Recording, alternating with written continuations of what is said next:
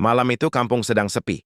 Bulan separuh menggantung di langit, dan hanya suara jangkrik yang terdengar. Di rumah kecil di ujung desa, Abu Nawas duduk di depan meja, menatap roti keras yang tinggal setengah. Tiap malam makan roti kering begini. Kalau gigi bisa ngomong, pasti sudah minta cuti. Keluh Abu Nawas sambil menggigit pelan. Tiba-tiba dari belakang rumah terdengar suara aneh. Krik, krik, seperti ember yang diseret di tanah. Alis Abu Nawas langsung naik. Siapa itu malam-malam main air? Jangan-jangan pencuri sumur. Ia mengambil lentera minyak dan melangkah ke belakang rumah. Udara malam terasa dingin sekali, bikin bulu kuduk merinding. Begitu sampai di dekat sumur tua, suara itu hilang. Namun tiba-tiba dari dalam sumur terdengar bisikan pelan, Abu Nawas. Abu Nawas langsung berhenti. Loh, siapa yang manggil? Aku nggak punya utang sama arwah loh. Ia mendekat ke bibir sumur dan menyorotkan lentera ke dalam. Air di dasar sumur tampak hijau gelap. Halo? Kalau ada orang jatuh, bilang, jangan cuma bisik-bisik begitu. Tak ada jawaban, sunyi. Hanya suara air menetes. Saat Abu Nawas hendak berbalik pergi, tiba-tiba suara itu muncul lagi, lebih jelas dari sebelumnya. Tolong aku. Abu Nawas. Abu Nawas terloncat kaget. Astagfirullah. Kok tahu namaku? Jangan-jangan ini hantu yang nyimak gosip kampung. Air di dalam sumur tiba-tiba berputar pelan, muncul gelembung besar satu persatu. Abu Nawas menunduk penasaran. Jangan-jangan ini airnya berisi emas. Wah, rezeki datang sendiri. Tapi belum sempat berpikir panjang, dua mata besar berwarna kuning muncul dari bawah air, menatap tajam ke arahnya. Abu Nawas kaget setengah mati sampai jatuh terduduk. Matanya segede piring. Ya Tuhan, jangan bilang ini lele dari neraka, air makin bergolak. Dari dalam muncul kepala besar seekor ular hitam keemasan, lidahnya menjulur panjang, matanya menyala. Abu Nawas. Akhirnya, kau datang juga? Abu Nawas gemetar, tapi masih berusaha terlihat tenang. Loh, semua makhluk aneh kok kenal aku sih? Jangan-jangan aku ini selebritas di dunia gaib. Ular itu menatap dalam. Aku menunggumu, lama sekali. Abu Nawas melangkah mundur perlahan. Wajahnya tegang tapi tetap nyeletuk. Kalau udah nunggu lama, ya sabar. Jangan malah bikin orang kencing berdiri begini. Tiba-tiba ular itu membuka mulut lebar-lebar, suara desisnya bergema ke seluruh halaman. Angin dari sumur bertiup kencang membuat lentera padam. Gelap total. Yang tersisa hanya dua mata kuning menyala di kegelapan. Aku lapar. Suara berat itu membuat Abu Nawas menggigil. Kalau cuma lapar, ayo makan bareng. Tapi jangan aku yang dijadiin lauk. Ular itu tertawa pelan, suaranya menggetarkan tanah. Besok malam, aku akan datang lagi. Abu Nawas menelan ludah keras-keras, lalu berbisik dengan wajah pucat. Wah, kalau gitu besok malam aku pindah rumah aja deh. Malam itu suasana di kota Baghdad terasa aneh. Angin berhembus pelan tapi dingin, seolah membawa kabar yang tidak baik.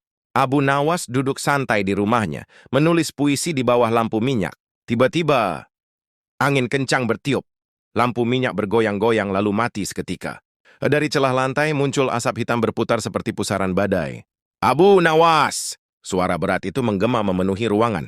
Abu hanya tersenyum tenang. Wah, rupanya kau kembali juga, jin bodoh. Aku kira kau sudah pensiun dari dunia tipu-menipu.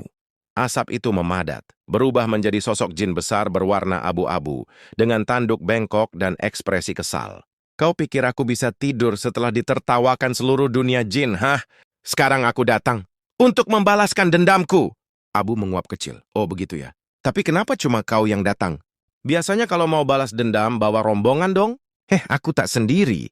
Teriak si jin. Tiba-tiba muncul asap lain dari belakangnya. Lebih pekat, lebih panas. Lalu muncullah sosok jin berwarna hijau dengan mata menyala merah. Kenalkan, kata jin bodoh dengan sombong. Ini saudaraku jin cerdik, dia jauh lebih pintar dariku. Abu Nawas menatap keduanya santai, lalu tersenyum geli. Oh, jadi satu bodoh, satu cerdik. Nah, kalau nanti kalian berdua bertengkar, tinggal panggil aku. Aku bisa jadi penengah. Kedua jin itu melotot bersamaan. Jangan banyak bicara manusia licik. Kami tidak datang, bukan untuk bercanda. Abu berdiri perlahan, melipat tangannya. Kalau begitu, apa yang kalian inginkan? Jin cerdik melangkah maju. Aku dengar kau suka menipu jin dengan teka-teki. Sekarang aku akan membalikkan permainanmu. Jika kau bisa menjawab teka-teki kami akan pergi selamanya. Tapi kalau kau gagal, rumahmu akan kami jadikan kandang unta. Abu Nawas mengangguk tenang. Silakan. Kau tidak setahu dengan teka-teki. Tapi jangan salah, aku juga tak suka kalah. Baiklah, pertama dengarkan teka-tekiku. Apa yang bisa terbang tanpa sayap, menangis tanpa mata, dan hidup tanpa nyawa? Abu Nawas diam. Ia memejamkan mata, berpikir sejenak. Hening angin malam berdesir di antara tirai. Beberapa detik kemudian, Abu membuka matanya dan tersenyum. Jawabannya, awan. Jin cerdik terkejut. Apa bagaimana kau tahu? Abu menjawab santai. Karena aku sering berbicara dengan langit. Yang lembut dan diam belum tentu bodoh. Kadang, yang tampak besar malah kosong di dalamnya. Jin bodoh ternganga. Hah? Jadi, awan itu bukan kapas raksasa. Abu menepuk bahu Jin itu. Makanya jangan kebanyakan duduk di bawah pohon. Nanti ide-ide bodoh tumbuh subur di kepala. Jin bodoh semakin marah. Cukup! Sekarang giliranku bertanya. Kalau kau benar-benar pintar, sebutkan sesuatu yang tak bisa dilihat, tak bisa disentuh, tapi bisa bikin orang gila kalau kehilangan. Abu Nawas menatap langit-langit rumahnya sejenak. Kemudian dengan towards plan sapi tajam. Ia menjawab, itu mudah sekali. Jawabannya adalah akal. Kedua jin itu langsung diam. Abu mendekat, menatap mereka dengan senyum licik. Dan kelihatannya kalian berdua sudah kehilangannya sejak lama. Jin bodoh merah padam, jin cerdik menatap ke bawah. Tiba-tiba keduanya menjerit dan menghilang dalam kepulan asap. Abu Nawas tertawa kecil, menepuk tangannya. Dua jin kalah, dua-duanya bodoh. Sepertinya malam ini aku bisa tidur nyenyak.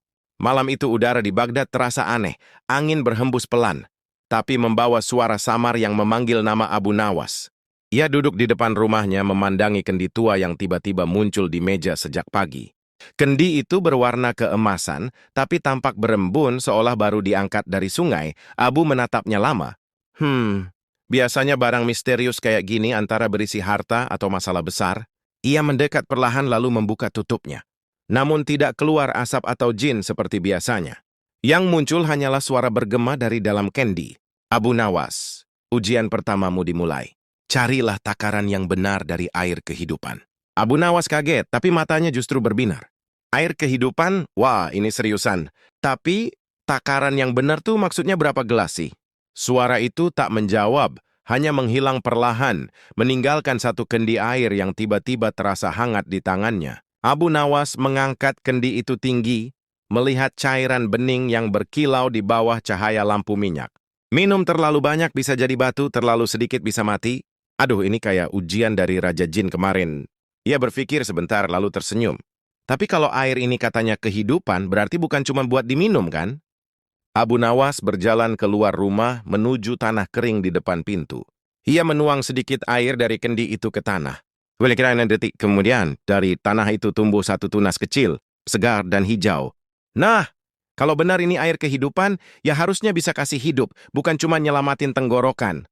Angin berhembus pelan, membawa suara samar yang terdengar lega. Kau memahami maknanya, manusia bijak.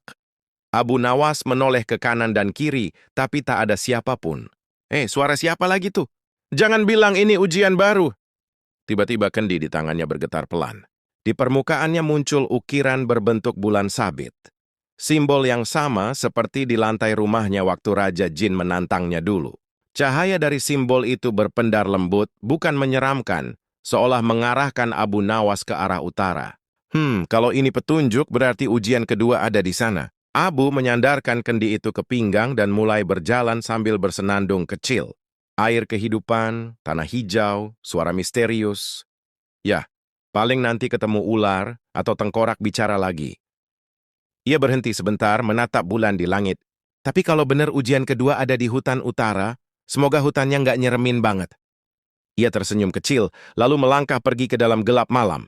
Dari kejauhan, angin membawa suara samar. Selamat datang di ujian berikutnya. Malam itu, hutan di pinggir Baghdad terasa lebih gelap dari biasanya. Kabut tebal menutupi jalan, dan hanya suara serangga yang terdengar dari kejauhan. Tapi Abu Nawas tetap melangkah pelan, membawa lentera kecil dan sepotong roti yang ia sembunyikan di jubahnya. Kalau jinnya lapar, siapa tahu bisa takluk sama roti ini, gumamnya sambil senyum sendiri. Ia akhirnya tiba di depan gua hitam, tempat yang disebut Raja Jin. Batu-batu di sekitar pintu gua tampak seperti wajah yang sedang berteriak, dan udara di sana dingin sekali, seperti dari dunia lain. Abu menatap gua itu lama. Ya, kalau aku mati, semoga nggak ditagih utang sama tetangga, ucapnya sambil nyengir, lalu melangkah masuk. Begitu ia masuk beberapa langkah, lentera di tangannya padam sendiri, suasana berubah sunyi. Hanya terdengar suara tok, tok, tok. Langkah kaki entah dari mana. Abu Nawas berhenti menajamkan telinga. Kalau itu hantu, aku pura-pura nggak dengar. Tapi kalau itu tikus, semoga bukan yang lapar. Tiba-tiba, 3 cahaya biru muncul di hadapannya. Dari cahaya itu, terbentuk 3 tengkorak melayang, masing-masing dengan ekspresi berbeda.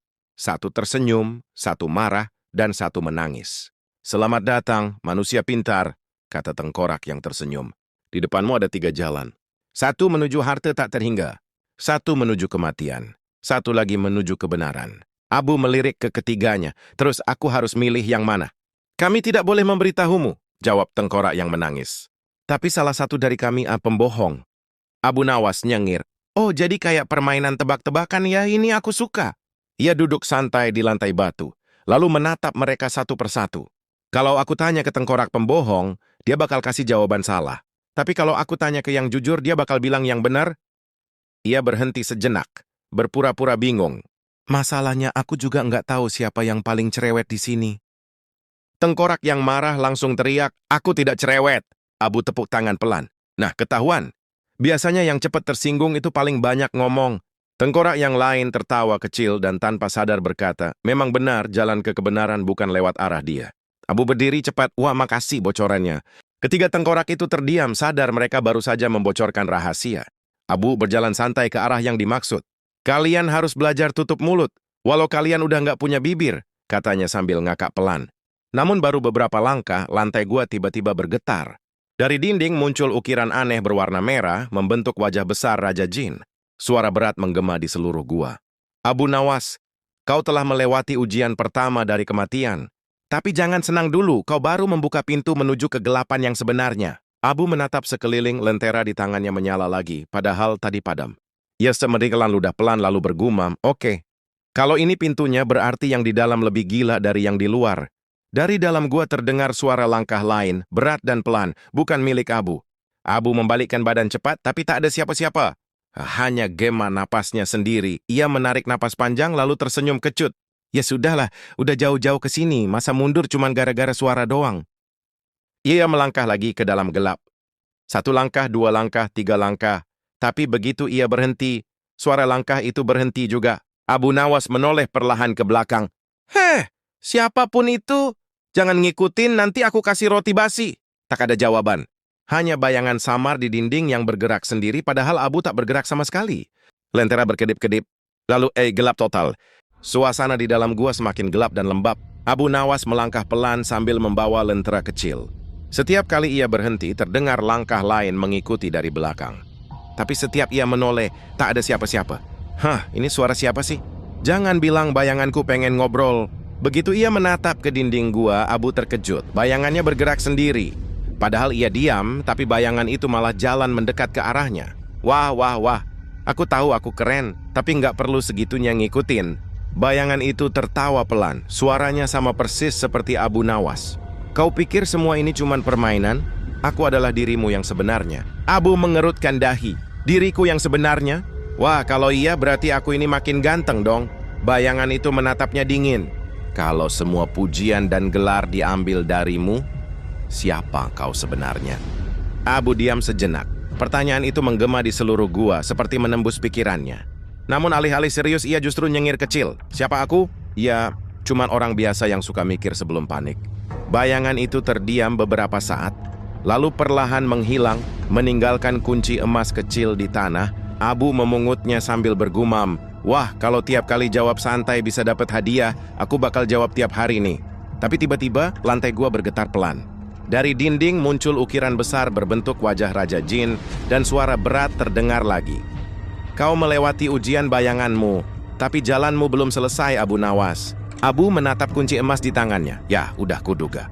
Setiap dapat kunci pasti pintunya lebih serem. Dari jauh, muncul cahaya biru samar yang membentuk jalan ke dalam gua. Abu menarik napas panjang. Oke deh, lanjut. Semoga kali ini nggak ada tengkorak nyanyi lagi. Ia melangkah ke arah cahaya itu.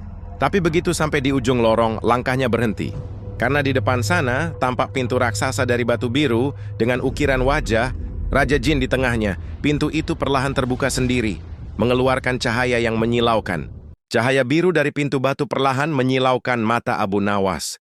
Ia melangkah masuk dan tiba-tiba seluruh tempat berubah menjadi aula besar dengan pilar-pilar hitam dan api biru menyala di sekelilingnya. Udara terasa berat seperti menahan napas. Di ujung aula, di atas singgasana batu berukir tengkorak dan permata, duduk sosok tinggi besar, Raja Jin. Matanya berkilat tajam, tapi suaranya kali ini tenang, nyaris seperti manusia. Abu Nawas, kau sudah melewati 2 ujian. Tapi ujian terakhir ini bukan soal kecerdikanmu. Abu melipat tangan di dada. Waduh, jangan soal kecepatan lari ya. Aku kalau lari paling cuma kuat 2 langkah. Raja Jin tersenyum samar. Ujian terakhir adalah menghadapi dirimu sendiri. Tiba-tiba tahu di tengah ruangan muncul cermin besar berwarna hitam. Di dalam cermin itu terlihat semua masa lalu Abu Nawas. Semua tipu dayanya, kebohongan kecilnya, kelicikannya waktu menipu pejabat dan orang serakah. Abu tertegun sejenak. Wah, aku nggak nyangka mukaku waktu itu mirip maling ayam. Raja Jin berdiri dari takhtanya. Kau manusia penuh tipu daya. Kenapa kau pantas disebut bijak? Abu Nawas menatap pantulan dirinya lalu tersenyum kecil. Karena aku jujur, kalau aku pernah salah. Dan justru dari kebodohan itu, aku belajar bagaimana menipu keburukan. Cermin itu tiba-tiba bergetar. Cahaya biru di sekitarnya berpendar semakin kuat, lalu retak. Pecah jadi serpihan cahaya. Suara Raja Jin menggema keras. Tidak mungkin. Tak ada manusia yang berani mengakui dosanya di hadapan dirinya sendiri. Abu menepuk debu di jubahnya santai. Ya, mau gimana lagi? Aku kan udah sering ngaku salah, cuma kadang nggak percaya kalau aku bener. Raja Jin menatapnya lama, lalu tertawa keras. Gema tawanya menggetarkan seluruh ruangan. Namun, perlahan tubuhnya mulai memudar menjadi cahaya lembut. Kau memang manusia paling aneh yang pernah kutemui, Abu Nawas. Kau tidak hanya lulus ujian, kau juga membuatku belajar tentang rendah hati. Abu mengangkat alis. Waduh, jin aja bisa belajar dari aku. Jangan-jangan besok aku disuruh ngajar di dunia jin lagi nih.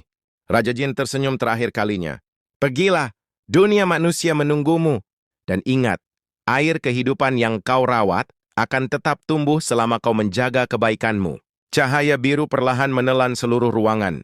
Abu memejamkan mata. Dan saat ia membuka mata lagi, ia sudah berdiri di depan rumahnya di Baghdad. Di tangannya kendi yang dulu ia bawa kini berisi bunga putih yang mekar indah, angin malam berhembus pelan. Akhirnya selesai juga. Tapi semoga habis ini nggak ada surat panggilan dari jin lain. Ia tertawa pelan, lalu duduk santai di depan rumah. Dari kejauhan terdengar suara samar dari angin malam. Kau menang hari ini Abu Nawas, tapi kami akan mengawasimu. Abu menatap langit, tersenyum lebar. Boleh, tapi kalau mau ngawasin bawa camilan ya. Ia tertawa lepas, sementara kamera atau pandangan naik ke langit, memperlihatkan bulan purnama yang memantulkan sinar lembut ke bunga di kendi itu.